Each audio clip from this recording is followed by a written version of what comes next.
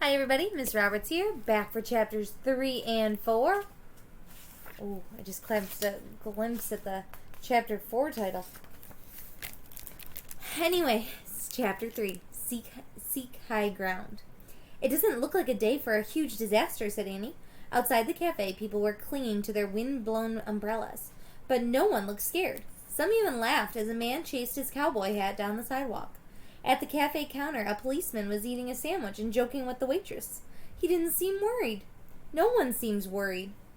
Customers were cheerfully chatting with each other or reading newspapers. What does the newspaper say? Asked Annie. I'll check, said Jack. He jumped up and grabbed a copy of the Galveston Daily News from an empty table. He sat back down and scanned the front page. Near the bottom was a small headline, Storm in Gulf. Listen, Jack said to Annie. He read aloud. The awaited Gulf storm has moved north over Cuba. The Weather Bureau reports no new information about the storm's movements. Most likely it changed course before reaching Texas. Jack put down the paper. That's so wrong, he said. It's heading straight towards Galveston. I don't get it, said Annie. Why doesn't the Weather Bureau know that a terrible hurricane is coming? I guess because in 1900 they didn't have radar and satellites, said Jack. They didn't have computers or TV or weather apps or... Okay, got it, said Annie. Jack picked up their book again. His heart was racing as he read aloud. On September 8th, Galveston was completely unprepared for a terrible hurricane. For 8 hours, raging winds and water rushed across the island. Thousands of lives were lost in the storm surge. Thousands of lives? That's terrible, said Annie. What's a storm surge? It's when high winds push the ocean water over land, Jack said. He kept reading. Seawater from both the Gulf and the bay covered the whole island. Those who fled to higher ground had a better chance of surviving. Many found safety in tall, sturdy buildings, such as the Tremont House Hotel and the Ursuline Academy. Morgan's message makes sense now, said Annie. We have to help people. We literally have to tell them to seek high ground now, and do not delay. She turned back to the elderly couple at the next table.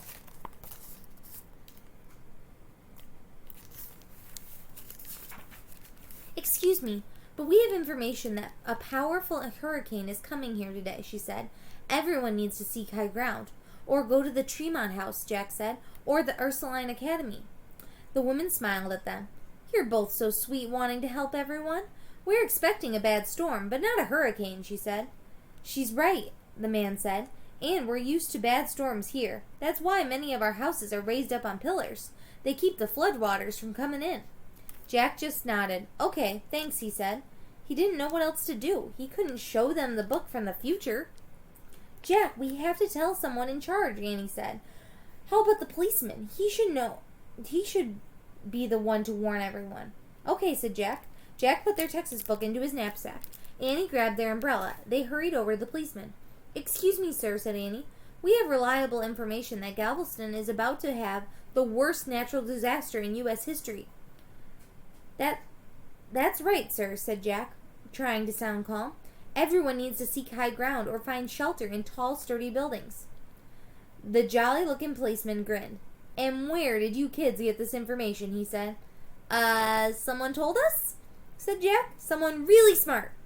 Well, shame on them for scaring you, the policeman said. I spoke to our local weatherman this morning. He said we're going to have strong winds and some bad rain, but nothing more. But he's wrong, sir, said Annie. We'll tell you the facts. I don't want you to worry, little girl, the policeman said kindly. Why don't you have fun with all these young folk down on the Strand? They're having a grand time watching the big waves roll in. I was just down there. Annie whirled back to Jack. The Strand? She said. That's the lowest ground. Oh no, said Jack. We have to warn them. Thanks for the tip, Annie said to the policeman. Then she and Jack raced out into the driving rain. Water was rushing down the sidewalk. Jack struggled to open their huge umbrella, but the wind yanked it from his hands and carried it down the block. Oh no, there goes the umbrella, said Jack.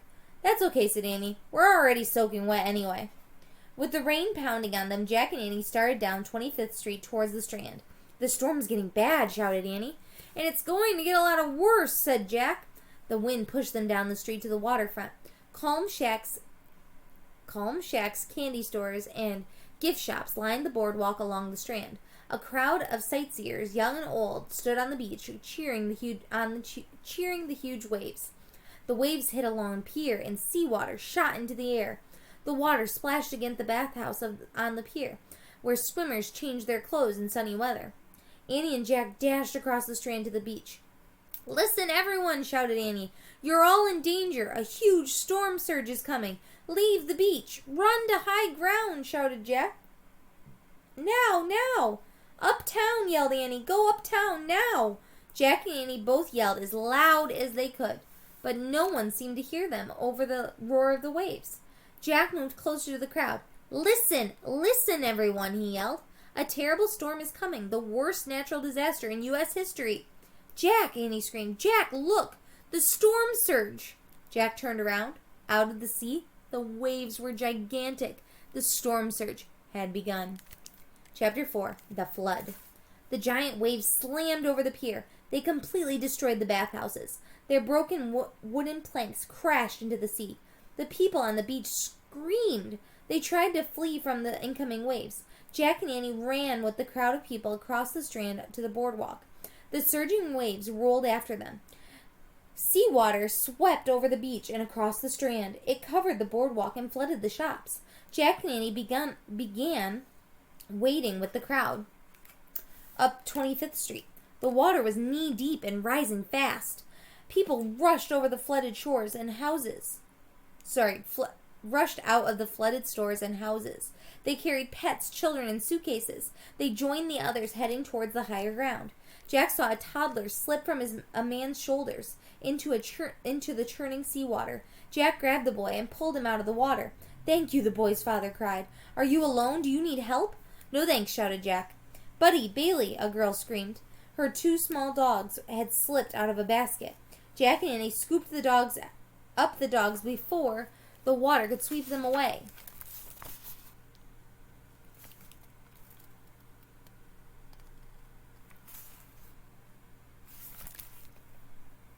Sorry, my eye, Anyway. I was on the next page. They carried them back to the girl. "Thank you," she cried, as they handed her the trembling dogs.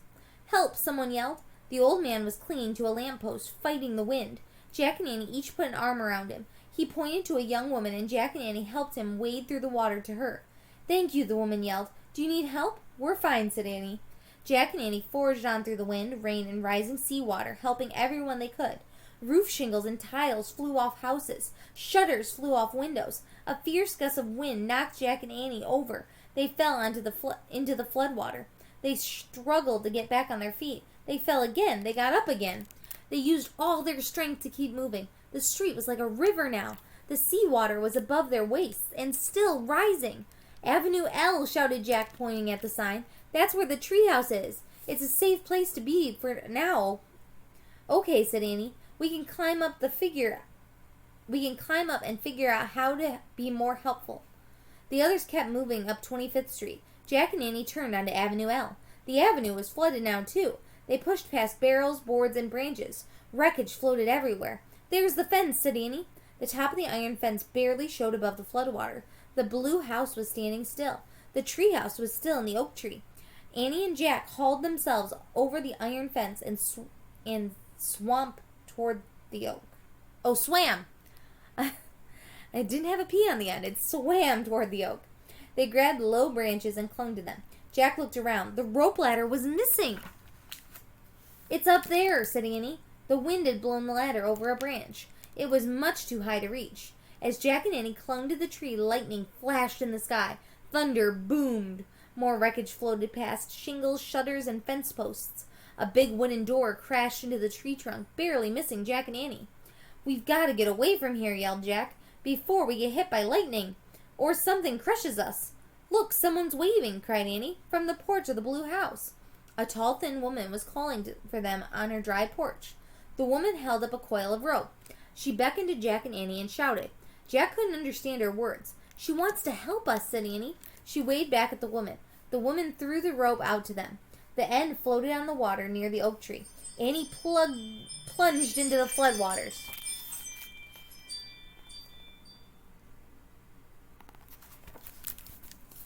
Jack followed. They both grabbed the rope. The water was up to their necks.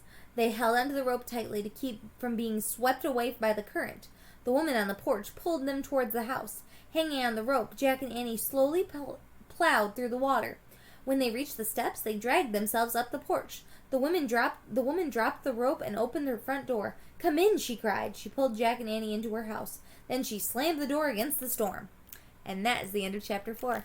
I will be back soon in Chapter 5 and 6.